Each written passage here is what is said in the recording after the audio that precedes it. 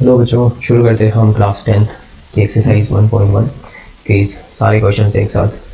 देखिए question number 1 जो है वो बड़ा ही आसान है। वो क्या कह रहा है हमें कि जो हमें नंबर दे हुआ है उसको क्या करना है, हमें प्राइम फैक्टर के प्रोडक्ट्स में लिखना है। ठीक है, जो 6-7 क्लास में हम LCM HCF निकालते थे वैसे ही, यानी हम एक टेबल बनाएंगे।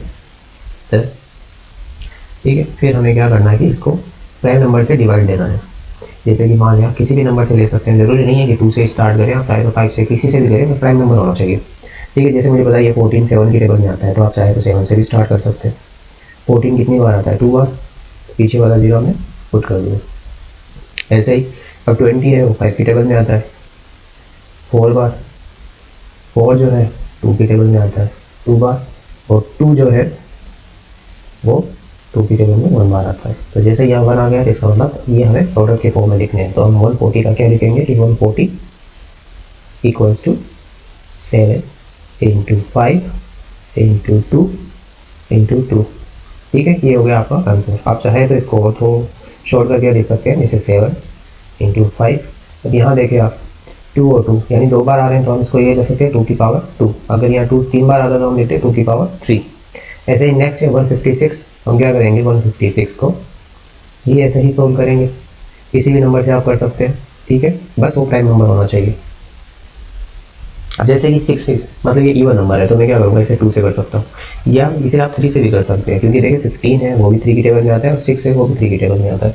वरना आपको डिविजिबल रूल तो पता ही है कि अगर हम डिजिट को प्लस कर देते हैं, जैसे 1 और 5 6, 6 और 6 12, 12 3 की टेबल में आता है, तो ये नंबर 3 की टेबल से कटेगा। ओके, तो हम चाहे तो इसको डायरेक्ट 3 की टेबल से भी काट सकते हैं। तो देखिए अब 3 की टेबल में 15 आता है 5 बार और 6 आता है 2 बार, हो गया 52। ठीक है, अब आप चाहें तो अगला नंबर ले सकते हैं, जैसे मुझे बताया 52 13 की टेबल में आता है। ठीक है, 13 की टेबल में कितनी बार आएगा? ये 4 बार, और 4 जो है वो 2 की टेबल में आता है 2 बार, फिर 2 वापस 2 की टेबल में 1 बार। तो 156 को हमें इन प्रोडक्ट्स के फॉर्म में लिखने हैं, तो हम ये लिख सकते हैं कि 156 इक्वल्स टू 3 इंटू 13 इंटू, अब 2 कितनी बार आ रहा है? 2 बार, तो हम 2 की पावर 2 लिख सकते हैं। अब आते हैं हम नेक्स्ट क्वेश्चन 3 8 2 5। सेम ऐसे कर सकते हैं हम, वापस वही डिविजिबिलिटी रूल लगाना है आपको। मतलब आप किसी भी नंबर से इसको डिवाइड कर सकते हैं, बट ये ध्यान रहना चाहिए कि नंबर जो है वो प्राइम होना चाहिए। तो देखिए जैसे ये 5 है, यानी ये नंबर 5 से कटेगा। ठीक है, तो हम इसको 5 से डिवाइड कर देते हैं। तो देखिए 38 यानी 7 बार जाएगा, फिर 32 यानी 6 बार जाएगा, फिर 25 यानी 5 बार जाएगा, 6 यानी ये भी 3 की टेबल से कटेगा। कितनी बार? 5 1 बार, 21 7 बार, 17 खुद ही प्राइम नंबर है तो 17 की टेबल से कट जाएगा 1 बार। तो 3 8 2 5 के जो फैक्टर्स बनेंगे, यानी जो प्राइम नंबर्स होंगे मल्टीप्लाई के फॉर्म में, वो ये होंगे। तो हम ये लिख सकते हैं कि 3 8 2 5 जो नंबर है उसका देखो 5 2 बार आया है, तो हम लिख सकते हैं कि 5 की पावर 2, और 3 भी 2 बार आया है, तो हम 3 को भी लिख सकते हैं 3 की पावर 2, और 17 एक ही बार है तो इसको लिख दिया 17। आई होप आपको समझ में आ रहा होगा। नेक्स्ट क्वेश्चन की तरफ चलते हैं 5005। ठीक है, इसको भी हम कर लेते हैं। देखें 5005, पीछे का नंबर 5 है, यानी ये नंबर 5 से कटेगा, तो हम इसको 5 से काट देते हैं। 50 10 बार 0 0, और 5 की टेबल में 5 आता है 1। ठीक है, आप साइड में डिवाइड कर लीजिएगा, क्योंकि मैं आपको डिवाइड नहीं सिखा रहा हूँ कि डिवाइड कैसे होगा। ठीक है, क्योंकि आप 10th क्लास में आ गए होंगे तो इतना आसान क्वेश्चन तो आपको आता होगा। अब देखिए ये इतना बड़ा नंबर है। ठीक है, अब इसमें जाहिर से तो आपको डिविजिबिलिटी रूल पता होगी, 2 की 3 की 5 की, तो ये नंबर 11 से कटेगा। ठीक है, अब कैसे पता चला? आपको पता है कि 11 का रूल क्या होता है कि फर्स्ट नंबर फिर सेकंड नंबर को छोड़ना है, अगला नंबर उसको प्लस करना है। तो 1 और 0 क्या होता है? 1 होता है माइनस। फिर जो अगला नंबर है यानी इवन नंबर वाले, उनको और उनको प्लस कर दो, तो 0 और 1 भी क्या होते हैं? 1 में से 1 माइनस किया तो 0। तो 11 डिविजिबिलिटी का रूल ये होता है कि अगर माइनस करने पे या तो 0 आ जाए या 11 के मल्टीपल आ जाए, तो वो नंबर 11 से डिविजिबल होता है। तो ये नंबर 11 से डिवाइड होगा। तो हम क्या करेंगे, इसको 11 से डिवाइड कर देते हैं। तो 100 है, 100 कितनी बार डिवाइड होगा? 9 बार, क्योंकि 99 आ जाएगा। फिर 1 बचेगा, 1 और 1 हो जाएगा 11, 11 में आता है 1 बार, 91 हो गया।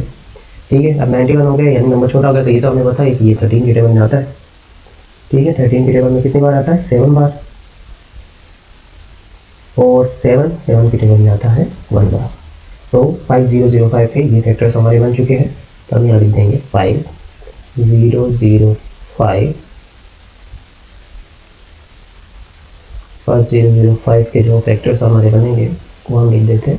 5 एक बार है, 11 भी एक बार है, इसको मैं उठा के साइड में रख देता हूँ।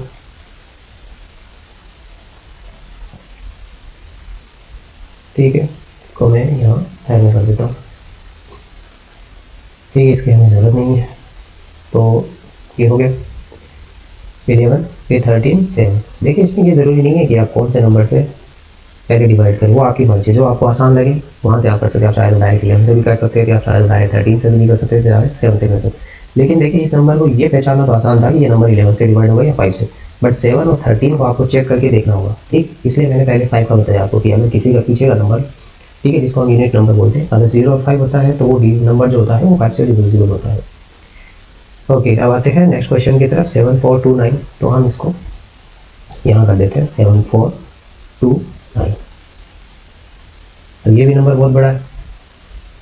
ठीक है, तो यहाँ से देखते हैं। देखिए 2 से तो ये होगा ना क्योंकि वो नंबर नहीं है। 3 से ये बिल्कुल भी नहीं होगा कि देखिए ये 9 हो गया। ठीक है, डिविजिबल है। 4 और 2 6 हो गया, यानी यहाँ तक तो डिविजिबल है 3 से, लेकिन 7 3 की टेबल में नहीं आता, तो हम 3 से नहीं कर सकते। 5 से ये हो नहीं सकता क्योंकि यूनिट डिविजिबल और 5 नहीं है। फिर आते हैं 7 की तरफ। 7 की टेबल में देखिए 7 आता है और 42 भी आता है, बट 9 नहीं आता। ठीक है, तो 7 से नहीं होगा। 7 के बाद प्राइम नंबर आता है 11। 11 में हम क्या करते हैं भाई, ये नंबर और ये नंबर प्लस कर देते हैं, तो 9 और 4 कितने होते हैं 13, माइनस 7 और 2 कितने होते हैं 9, जो होता है 4, यानी 11 की टेबल में नहीं आता, तो ये 11 से भी नहीं होगा। अब देखिए ये नंबर 13 से भी डिविजिबल नहीं है, क्योंकि देखिए 13 की टेबल अगर हम बोलेंगे तो ये 65 आएगा। ठीक है, 74 में से 65 माइनस करेंगे तो 9 बचेगा, फिर ये 2 उतारेंगे तो 92, अब 91 तो आता है। ठीक है, फिर 1 बचेगा और ये 9, यानी 19 नहीं आता 13 की टेबल में, 13 से भी नहीं आता। 13 के बाद आता है 17। ठीक है, अब 17 में ट्राई कर सकते हैं कि क्या ये नंबर 17 से कट रहा है। तो देखिए 17 की टेबल में 74 नहीं आता, 68 आता है। ठीक है, 68 आता है, और 74 में से 68 माइनस करेंगे तो 6 बचेगा, फिर 2 हमने यहाँ यूज़ कर लिया। 17 की टेबल में 3 बार बोलेंगे तो क्या आ जाएगा 51 हो जाएगा। ठीक है, इसमें से माइनस किया तो क्या बचा 11, ये 9 उतारा 119। और बोला 17 की टेबल में 119 आता है, इतनी बार 7 बार, तो ये नंबर 17 से डिविजिबल होगा। ओके, आई होप आपको समझ में आया होगा, इसलिए मैंने इतना बड़ा इस क्वेश्चन को बताया, एक्सप्लेन किया है, वरना डायरेक्टली नहीं कर सकता था कि 17 से डिविजिबल होगा। लेकिन आपको कैसे समझ में आता कि 17 से होगा, मान लो आपको कोई दूसरा नंबर मिल जाता, ठीक है, तो वहाँ तो आपको फिर चेक करना पड़ता कि ये नंबर किससे होगा। तो ये डिविजिबिलिटी रूल जानना बहुत ज़रूरी है। ठीक है, तो देखिए हमने इसे किया 17 से, और हमने डिवाइड करके देख लिया कि कितनी बार हुआ था, 4 बार, 3 और 7। अब आते हैं, अब ये जो नंबर होगा, अब हमें देखें वापस 2 से 3 से ये देखने की जरूरत नहीं है। जाहिर सी बात ये नंबर 17 से होगा, तो इसके आगे वाला नंबर भी 17 या उससे ऊपर वाले नंबर से ही डिविजिबल होगा। ठीक है, तब हम पहले 17 से चेक कर लेते हैं क्या ये 17 से मल्टीप्लाई हो रहा है या नहीं हो रहा है। ओके, तो देखिए 17 की टेबल में 34 आता है। ठीक है, तो 34 में डिफरेंस क्या बचेगा 9 और 7, 97, जो कि 17 की टेबल में नहीं आता। अगला नंबर क्या है 19, यानी हम 19 को ट्राई कर सकते हैं। ठीक है, 19 की टेबल में ये आता है, तो 19 2 क्या होता है 38 होता है। ठीक है, बचेगा क्या 57 जो 19 की टेबल में आता है, यानी अगला नंबर होगा 19। तो 2 बार 38 और 3 बार 57, 23। ये तो अपने आप में प्राइम नंबर है, तो ये 23 की टेबल में है 1 बार। तो देखिए इस क्वेश्चन में थोड़ा टाइम ले लिया है, तो इसलिए लिया है क्योंकि हमें ये भी जानना जरूरी है कि कौन सा नंबर, मान लीजिए ऐसा नंबर आ जाए जो अगर हम 2 से 3 से करते जाए तो हो ही ना, तो आप कितनी बार करोगे, इसलिए आपको डिविजिबल रूल पता होगा, तो आप क्वेश्चन को बहुत फास्टली कर लोगे। तो ये हो गया 17, 19, 23, हो गया इसका सॉल्यूशन। ओके, आई होप आपको ये सारे क्वेश्चन समझ में आए होंगे। अब हम चलते हैं क्वेश्चन नंबर 2 की तरफ। तो देखिए क्वेश्चन नंबर 2 क्या कह रहा है, ये कह रहा है कि find the LCM and HCF, यानी पहले हमें एलसीएम निकालना है, फिर हमें एचसीएफ निकालना है, और फिर ये निकालने के बाद हमें वेरीफाई करना है कि अगर हम एलसीएम और एचसीएफ को मल्टीप्लाई करें, ठीक है, तो वही आंसर आएगा जो प्रोडक्ट ऑफ द 2 नंबर, यानी इन दोनों नंबर को मल्टीप्लाई करेंगे।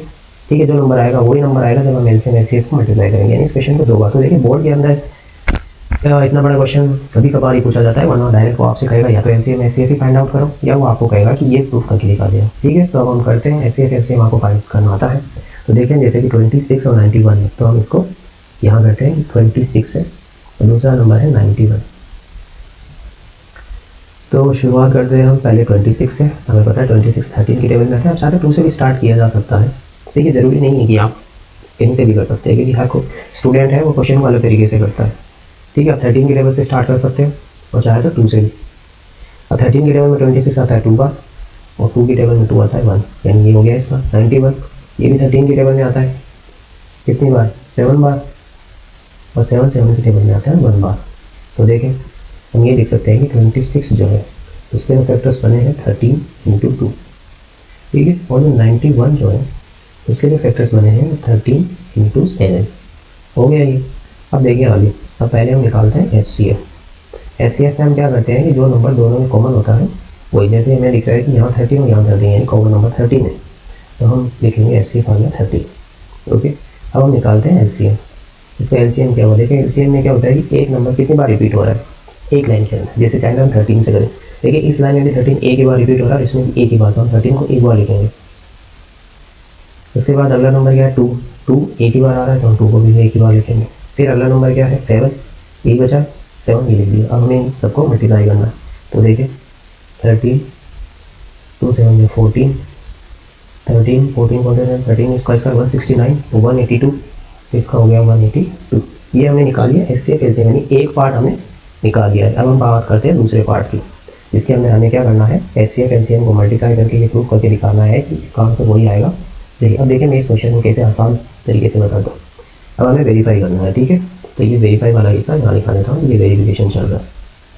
तो देखिए ये कह रहा है कि LCM को और HCF को इन दोनों को मल्टीप्लाई करना, ठीक है। ये देखिए क्वेश्चन में यहाँ कह रहा है कि HCF और LCM को मल्टीप्लाई करके दिखाना। तो देखिए मैं मल्टीप्लाई करता हूँ, तो LCM कितना है 182 इंटू HCF आपका कितना आया था, HCF आया था 13, HCF आ गया आपका 13। अब देखिए आपको इन दोनों को मल्टीप्लाई करके नहीं दिखाना है कि ये नंबर सही करो, फिर एक बड़ा नंबर आएगा आपका टाइम लगेगा। हमें क्या करना है टाइम सेव करना है। देखिए कैसे करना है। जो 182 आया ये कहाँ से आया है 182, ये आया है यहाँ से, यही तो इसके फैक्टर्स थे। यानी कहने का मतलब है कि यही तो इसके प्राइम नंबर्स का मल्टीपल था। हमें क्या करना है बस इन्हीं को लिखना है 182 भी लो। तो देखें जैसे कि 13 लिखा, फिर मैंने 2 लिखा, फिर मैंने 7 लिखा और ये वाला 13 एज, ठीक है इतना कर दिया। अब देखिए आगे क्या करेंगे, बस आगे देखिए हमें क्या करना है। हमें इन्हीं दोनों नंबर की तरफ देखना है। देखो एक 13 और 2 का पेयर है यानी ये 1, दूसरा जो पेयर है 91 का वो 13 और 7 का है। बस तो 13 2 जो हमें लिखना है 26 और 13 7 जो कि क्या आया था 91, ये लिखना है। तो हम देखें LCM और HCF को मल्टीप्लाई किया तो यही आ गया प्रोडक्ट ऑफ टू नंबर, यानी first number multiply by two number, बस आपको यही लिखना है equal to product of two numbers. ठीक है मैं शॉर्टकट में लिख रहा हूँ, आप एग्जाम में बड़ा करके लिखेंगे। अब हम लिख देंगे हैंस प्रूफ। ठीक है ये हो गया प्रूफ। ये था आसान तरीका इसको करने का, ठीक है। इसमें नंबर में कुछ नहीं कटेंगे आपके, तो आप इजीली इन क्वेश्चन को ऐसे कर सकते हैं। जरूरी नहीं है कि आप पहले इन दोनों को मल्टीप्लाई करें, फिर 26 91 को मल्टीप्लाई करें, फिर दोनों का सेम आंसर लेके आए और फिर कहें कि ये इक्वल हो गया। नहीं, ये ज़रूरी नहीं है, ठीक है। ये तरीका सबसे शानदार तरीका है, इसमें आपका टाइम भी बचेगा और मल्टीप्लाई में आपकी गलती भी नहीं होगी। चलते हैं नेक्स्ट क्वेश्चन की तरफ, 5 10 एंड 92। देखें पहले हम 5 10 का करते हैं, पहले हम फैक्टर्स बनाते हैं। ठीक, देखिए ये 0 है यानी ये नंबर 5 से कटेगा, ठीक है। इवन नंबर है 2 से भी आप काट सकते हैं, ठीक है। प्लस 51 है यानी ये नंबर 17 से भी कटेगा। तो आपको आसान लगे आप किसी से भी डिवाइड करके चेक कर सकते हैं, ठीक है। अब जैसे मैं 17 से कर रहा हूँ, मुझे दिख रहा है कि ये 17 से कट रहा है, तो मैं क्या करूँगा, इसे 17 की टेबल में 51 आता है 3 बार और 0 एज इट इज उतारें। देखिए नंबर छोटा हो गया। अगर मैं इसे 2 से करता तो इसमें थोड़ा सा डिवीजन में थोड़ा सा टाइम लगता। अगर आपको टेबल आती है कम से कम 20 तक तो आपका काम आसान है। और अगर आपसे ये लगता है कि नहीं 17 की मुझे पता नहीं चल रहा, तो आप इसको 2 से या 5 से डिवाइड करके करेंगे तभी आंसर सही नहीं आएगा। देखिए अभी मैं करके दिखाता हूँ। अब 30 है वो 5 की टेबल में आता है, अब देखिए 5 की टेबल में भी आता है, 6 की टेबल में भी आता है। लेकिन हमने क्या कहा था कि हमें क्या करना है, हमें सिर्फ प्राइम नंबर लेना है, इसलिए हमने 5 चुना है ना कि हमें 6 चुनेंगे, ठीक है। ऐसे कोई स्टूडेंट सोचने लग जाएगी 15 की टेबल में भी आता है, लेकिन हम 15 नहीं ले सकते, ठीक है। हमें सिर्फ प्राइम नंबर ही लेना है, ओके। तो देखिए 30 5 की टेबल में आता है कितनी बार, 6 बार, और 6 3 की टेबल में आता है 2 बार, और 2 2 की टेबल में आता है 1 बार। तो ये 5 10 के फैक्टर्स बन चुके हैं, ठीक है। फैक्टराइजेशन मल्टीप्लाई के रूप में हम लिख सकते हैं प्रोडक्ट के फॉर्म में। दूसरा नंबर भी ले लेते हैं हम 92 का भी हम करते हैं। तो देखिए आप चाहे तो इसको पहले 2 से डिवाइड कर सकते हैं, ओके, क्योंकि इवन नंबर है। तो देखिए मैं 2 से करता हूँ इसको, 2 से किया तो 92 का हाफ क्या होगा, ठीक है। तो आप कहेंगे 92 का हाफ होता है 46। देखिए हम इसे 2 से भी कर सकते हैं और 92 को 2 से डिवाइड करेंगे तो जब भी किसी नंबर को 2 से डिवाइड करें तो हम क्या करेंगे उस नंबर का हाफ कर देते हैं, ठीक है। जैसे देखिए 90 का क्या हाफ होता है 45, और 2 का 1, तो 45 और 1 कितना होगा 46, ये डायरेक्ट आगे 46। अगर आपको ऐसा थोड़ा हार्ड लग रहा है तो आप ऐसे डिवाइड करके भी चेक कर लें, ठीक है। जैसे 4 बार गया 8, 9 में से 8 माइनस किया तो 1, ये 12, और 2 की टेबल में 12 कितनी बार आता है? 6 बार, ठीक है 46। तो आप चाहे तो ऐसे भी कर सकते हैं कि अगर आपको डिवीजन आपका, ठीक है, आप चाहे तो ऐसे भी कर सकते हैं और चाहे तो ऐसे भी। चलते हैं आगे 46, ठीक है, ये 23 की टेबल में आता है, ठीक है, बट आप चाहो तो 2 से भी कर सकते हैं क्योंकि एक बार नंबर है तो ये 2 से कर जाएगा। तो मैं अभी एक बार 2 से ही कर रहा हूँ, इसलिए मैं स्टार्टिंग में बड़ा नंबर नहीं दिया, क्योंकि आपका हो सकता है कि सर हमें तो 20 के पास की टेबल नहीं आती, क्योंकि कुछ स्टूडेंट आते हैं जिनको 20 तक भी टेबल नहीं आती है, इसलिए मैंने 2 से लिया इस क्वेश्चन में। देखिए 46 का हाफ, 4 का हाफ क्या होता है? 2, और 6 का हाफ 3, ओके। अब आते हैं आगे, 23 इवन नंबर है, इसको तो 23 से ही करना पड़ेगा बस। ये 92 के फैक्टर रेडी हो चुके हैं हमारे, तो हम कहेंगे 510 जो है उसको हम देख सकते हैं कि 17 एक बार है, 5 फिर 3 और फिर 2। अब मैं इसको हटा देता हूँ। अब आते हैं नेक्स्ट यानी 92 के पास। 92 का क्या है? 2 2 23, ठीक है, तो हम इसको लिखते हैं 92, इसका है 2 2 23, हो गया। अब हम क्या करेंगे, हम पहले एचसीएफ निकाल लेते हैं। एचसीएफ, तो देखिए एचसीएफ इन दोनों में जो कॉमन है, तो देखिए यहाँ 2 आ रहा है और यहाँ 2 आ रहा है, इसके अलावा कोई भी नंबर दोनों लाइन में मैच नहीं खा रहा है, यानी हमारा एचसीएफ हो गया 2। अब आते हैं हम एलसीएम में। अब ये थोड़ा सा ध्यान रखना कि ज़्यादातर स्टूडेंट एलसीएम में ही गड़बड़ करते हैं। अब देखिए आप किसी नंबर से स्टार्ट करें, जैसे मान लो मैं 17 से स्टार्ट कर रहा हूँ, तो 17 एक ही बार आ रहा है, ठीक है, तो मैंने 17 को ले लिया। अब आते हैं 5, 5 देखिए एक ही बार आ रहा है, सारी ये लाइन मेरे, ओके, तो मैंने लिखा 5। अब आते हैं 3 के पास, 3 एक ही बार आ रहा है क्योंकि नीचे वाली लाइन में तो है नहीं, तो 3 को लिख दिया हमने। अब आते हैं 2, तो देख 2 इसमें भी है और 2 इन इसमें इस लाइन में भी, लेकिन हमें क्या करना है, उस लाइन को सिलेक्ट करना है जिसमें 2 ज़्यादा बार आ रहे हैं। तो इसमें एक ही बार आ रहा है तो हम ये 2 सेलेक्ट नहीं कर रहे, ठीक है। 2 कितनी बार आ रहे हैं? 2 बार, तो 2 को हम लिखेंगे 2 बार, ओके। अब क्या बचा है? 23 लास्ट में बचा है, लिख देंगे 23, ओके। अब इन सबको मल्टीप्लाई करना है आपको, तो देखिए थोड़ा नंबर छोटा करने की कोशिश करता हूँ, जैसे 5 और 2, जब भी ये नंबर हो तो 5 की जगह होता है 10, तो समझ आना कि उसका जो लास्ट डिजिट होगा यानी यूनिट नंबर वो 0 होगा, ये हमें एक नंबर तो मिल चुका है, ठीक है। अब बच गए जो नंबर बच गए उनका देखते हैं, जैसे देखिए 17, ओके, 3, ये दोनों मिलके हो गए 46 और ये दोनों मिलके हो गए 51, तो हमें बस 51 को 46 से मल्टीप्लाई करना है, ठीक है। इसको इससे मल्टीप्लाई करना है, जैसे 46 को 1 से करेंगे तो 46 आ जाएगा, यानी 46 का 6 और कैरी कितनी आ जाएगी 4। फिर 46 की टेबल 5 बार बोलेंगे, देखो 46 की टेबल यानी तो 230, तो 230 और 234, ये यहाँ आ जाएगा 234, ठीक है। ये मैंने डायरेक्ट किया है, आप चाहें तो वैसे भी कर सकते हैं, मैं वैसे करेंगे, ठीक है। तो इसका आंसर आ चुका है, तो हम लिख देते हैं कि एलसीएम जो हमारा आया है वो आया 2346, ठीक है। वो हम लिख देते हैं कि ये हमारा जो एलसीएम आया है वो आया है 2346। तो देख पीछे 0 की तरह याद है ना आपको, ये 5 और 2 बाई 0 की तरह 23,460, ऐसा ना हो 0 भूल जाएगा। आप सबने जब इन सबको मल्टीप्लाई किया तो आप अपने लगा समझ लेना कैसे करो, ध्यान रखना मैंने पहले बताया कि जब भी 5 और 2 हो तो इसका 0 आप अलग मान लीजिए ताकि नंबर छोटे हो जाए, ओके।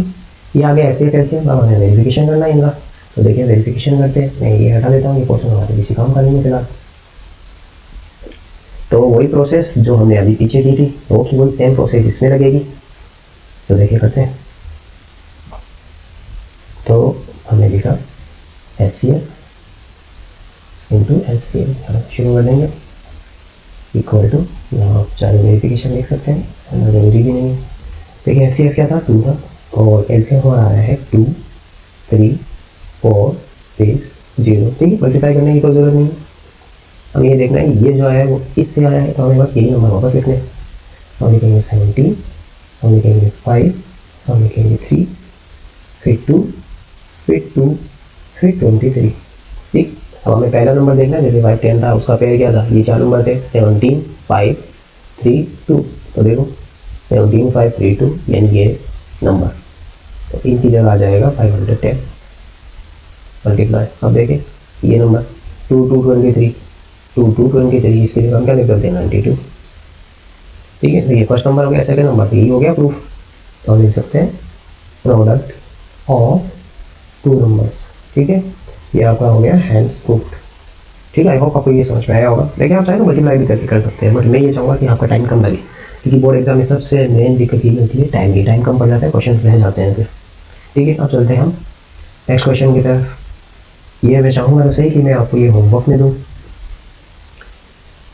ठीक है। तो ये क्वेश्चन आप मेरी तरफ से होमवर्क में लीजिएगा, कमेंट में आप बता सकते हैं कि इसका आंसर क्या है, मतलब एचसीएफ और एलसीएम आप मुझे बता देना, बाकी वेरिफिकेशन में तो वही होगा, ठीक है। इस क्वेश्चन को आप होमवर्क मान लीजिए, ये आपका होमवर्क है। अब आते हैं क्वेश्चन नंबर 3 की तरफ।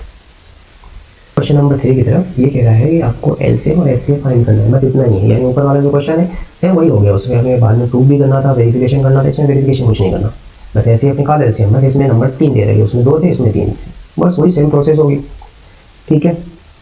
जैसे कि एक दो सॉल्व करके आपको मैं दिखाता हूँ।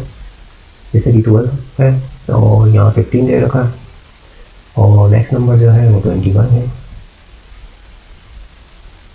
तो देखें 12 3 की टेबल से कटेगा ये कितनी बार, 4 बार, 4 2 की टेबल से 2 बार और 2 2 की टेबल से 1 बार, ठीक है। 15 ये भी 3 की टेबल से कटता है कितनी बार, 5 बार, और 5 5 की टेबल से 1 बार।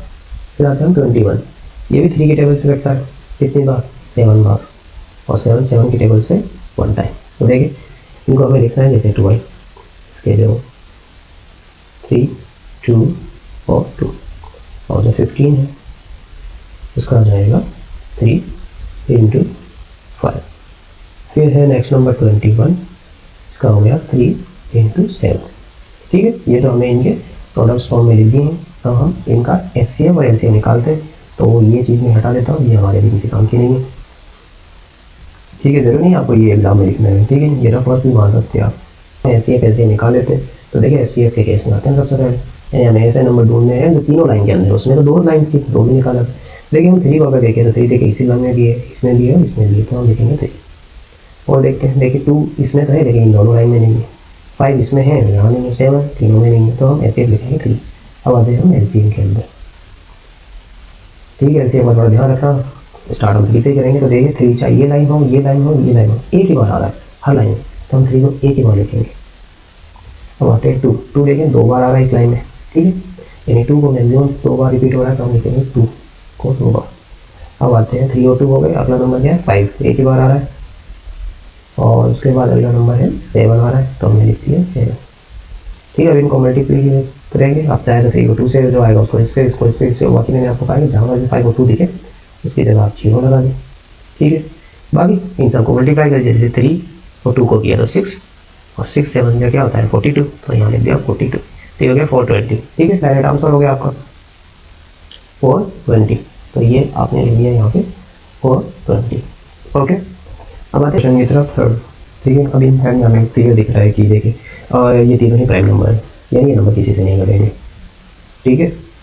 यानी 17 किसी की टेबल में नहीं आता है, 23 भी नहीं आता, 29 भी आता है, तो हमें वो बनाने की ज़रूरत नहीं है, हम इसको ऐसे भी लिख सकते हैं। जैसे 17 जो है वो 17 की ही टेबल में आता है, 23 जो है वो 23 की ही टेबल में आता है, और 29 भी 29 की टेबल में ही आता है।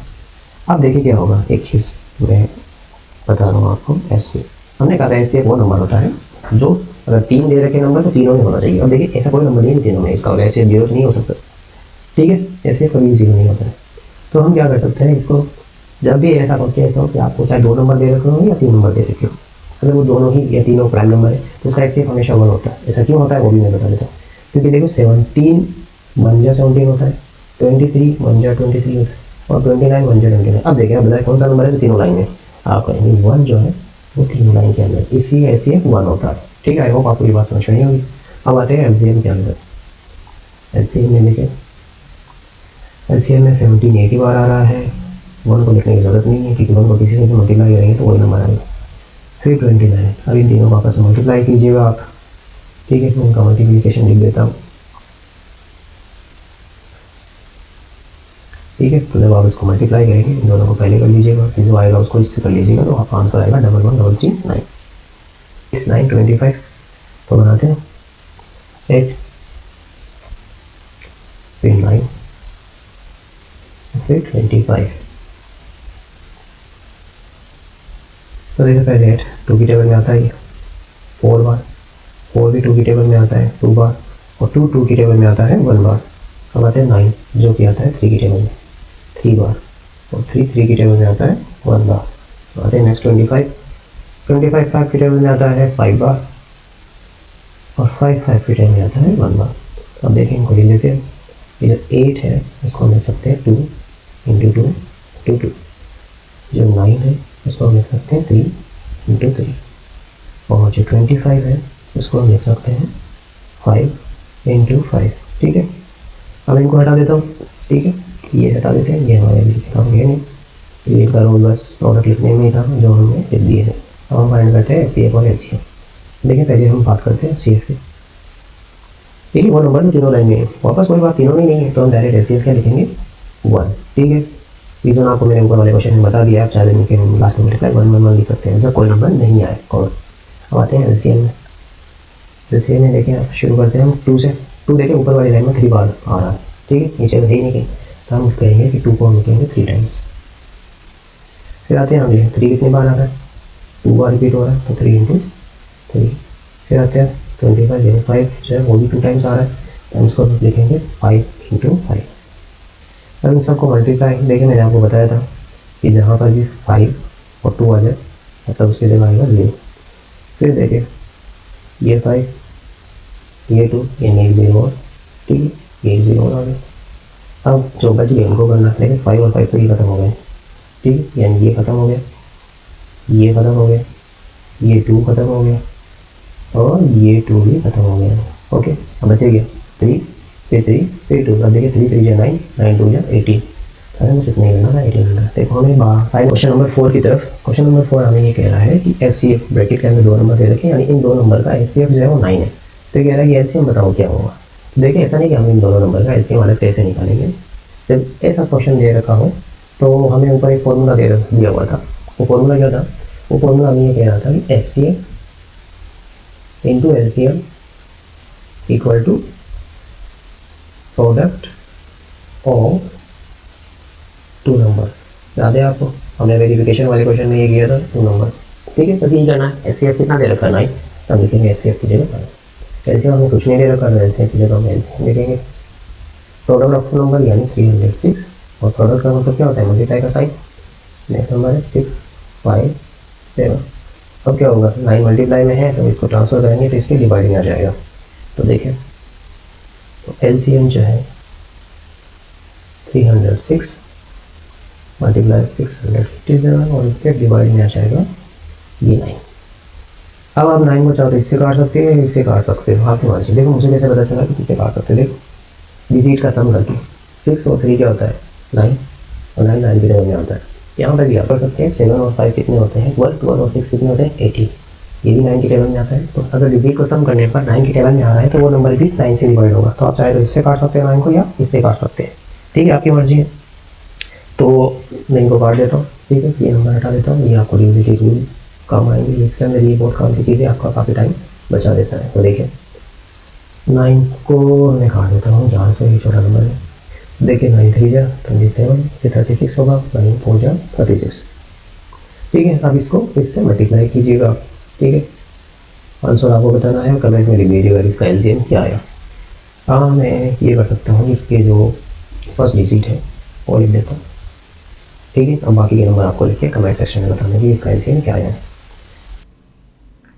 अभी बच्चों नेक्स्ट क्वेश्चन की तरफ आते हैं। क्वेश्चन नंबर 5 ये कह रहा है 6 की पावर n को अगर हमें एक्सपेंड करें, ठीक है, n की जगह नेचुरल नंबर लेना है हमें, यानी 1 से लेकर के कोई भी नंबर, तो क्या n डिजिट 0 हो सकता है? देख नहीं होगी। 6 की कितनी भी पावर करें तो लास्ट डिजिट होती है n डिजिट होती है वो हमेशा 6 ही होती है।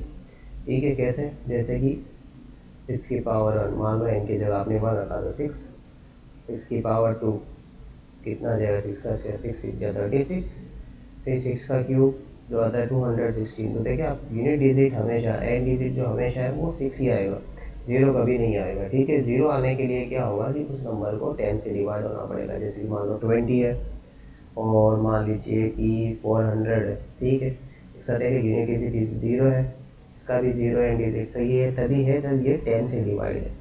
ठीक है, तो हमने यही लिखा है। ठीक है, ये थ्योरेटिकली है बस कि ये अगर कोई सी का n डिजिट 0 होता है इसका मतलब वो नंबर 10 से डिविजिबल होता है। ठीक है, और 10 के जो फैक्टर होते हैं वो होते हैं 2 इंटू 5। तो अगर हम 6 को एक्सपेंड करें और इसके भी प्राइम फैक्टराइजेशन 2 और 5 आ जाता है तो n डिजिट बिल्कुल 0 आ जाता है। देखो प्राइम फैक्टराइजेशन ऑफ 6 की पावर n जो है इसका क्या होगा 2 इंटू 3, 6 के हो गए, n की जगह। तो देखें 2 तो आ गया ये वाला, बट 5 जो है वो नहीं है इसमें। 5 नहीं है तो हमें बस इतना ही कहना है कि 5 is not in the prime factorization of 6 की पावर n, देयरफॉर 6 की power n cannot end with the digit 0 for any natural number n। बस ये इतना ही था। अब आते हैं नेक्स्ट क्वेश्चन की तरफ। ये कह रहा है कि इसको और इसको आप सॉल्व करके बताओ कि ये कंपोजिट नंबर है। कंपोजिट नंबर क्या होते हैं, जैसे कि 2, 3 ये प्राइम नंबर होते हैं, हमें पता है क्यों होते हैं, क्योंकि 2 की टेबल में ही आता है और 3 सिर्फ 3 की टेबल में ही आता है। अब आते हैं नंबर है 6 जो है वो 2 की टेबल में भी आता है, 3 की टेबल में भी आता है, 6 की टेबल में भी आता है, ठीक है। तो अगर कोई नंबर किसी और की टेबल में आता है तो वो उसको हम बोलते हैं कंपोजिट नंबर। तो बस यही हमें इसमें प्रूव करना है। जैसे कि हमने क्या किया, 7 इंटू 11 इंटू 13 प्लस 13। अब देखें दोनों में 13 कॉमन आ रहा है तो वो हम 13 कॉमन ले लेंगे। 13 को जैसे कॉमन लिया तो यहाँ बचा 7 इंटू 11 और यहाँ बचा है 1। 13 एज इट इज, 7 और 11 हो गया 77 प्लस 1 यानी 13 इंटू 78। आप चाहे तो इसके फैक्टर्स बना सकते हैं। 13 78 13 की टेबल में आता है 6 बार। तो बस हमें एक लाइन लिखनी है कि it has 13 and 6 as its factors, so it is a composite number। यही हमें अब नेक्स्ट क्वेश्चन में करना है, इसमें भी यही चीज़ करनी है, सेम टू सेम। तो पहले हम क्वेश्चन लिख देते हैं। 7 into 6 into 5 into 4 into 3 2 1 plus 5। देखिए यहाँ प्लस 5 आ रहा है और यहाँ पर भी 5 है, तो इसमें 5 कॉमन लेंगे। 5 कॉमन लिया तो उसमें बचा है 6।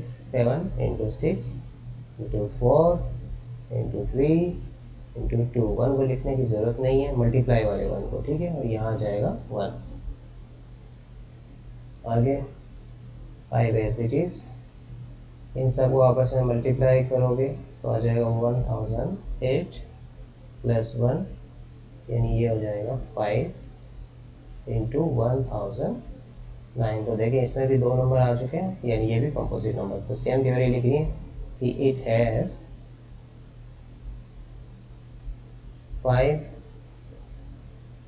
and 109 as its factors, so it is a composite number।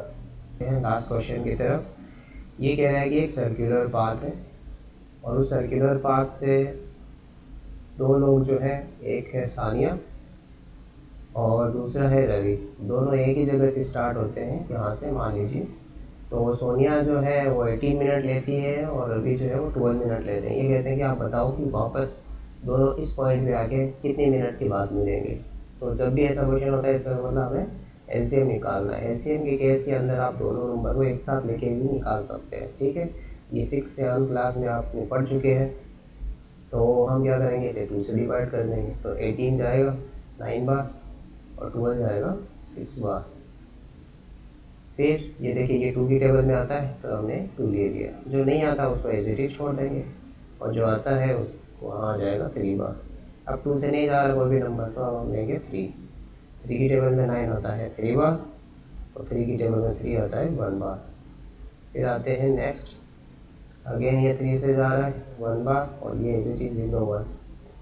तो हमारा जो एलसीएम आया है तो क्या है 2 बार और 3 बार। बस अब इनको मल्टीप्लाई करना है। इनको मल्टीप्लाई किया तो 2 2 जा 4 4 3 जा 12 12 3 जा 36, यानी 36 मिनट के बाद वो आपस में मिलेंगे। तो हमें यही कहना है कि they will meet after 36 minute. ये हो गई 1.1 एक्सरसाइज फिनिश। अब हम शुरू होंगे 1.2। मिलते हैं नेक्स्ट वीडियो में।